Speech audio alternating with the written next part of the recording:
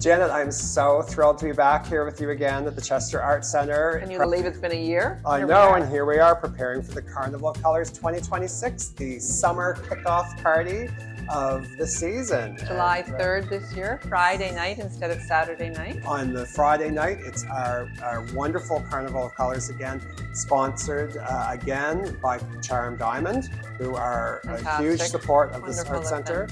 And so many other sponsors that are coming back on board again. We're very fortunate to have such great support, donor support, community support, artists, of course, most important, because it's all about the artists and the art, and our volunteers. Absolutely. And our wonderful community that comes to the event and buys our tickets. And it's nice to be able to say that this year's tickets are, again, the same price as last year. They're $175. For the regular tickets, and you get a $100 tax receipt and $75 in Carnival cash. Spend any way you like. You can spend it on anything. Exactly. So the things you can spend it on would be the games, food, drinks, amusement, all those sort of things. So it's kind of fun because you choose your own adventure. It's not like a typical fundraising event where you go and like, this is what you get and this is what you get. Yeah, you can spend your money any way you like.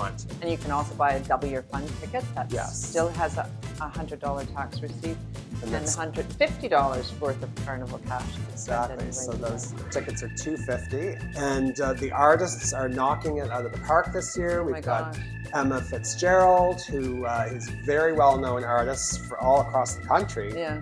And she travels all over the place teaching, and she is doing an incredible booth, and I can't say too much about it, but just sort of think kitchen party as a game. You've got a slew of amazing artists this year. None of them are the same as last year, so that's all new. Yeah, another one I'm really excited about is she is a major motion picture prop artist, and she's done major TV series that you would recognize if I told you the name, and she is creating almost like a carnival sideshow.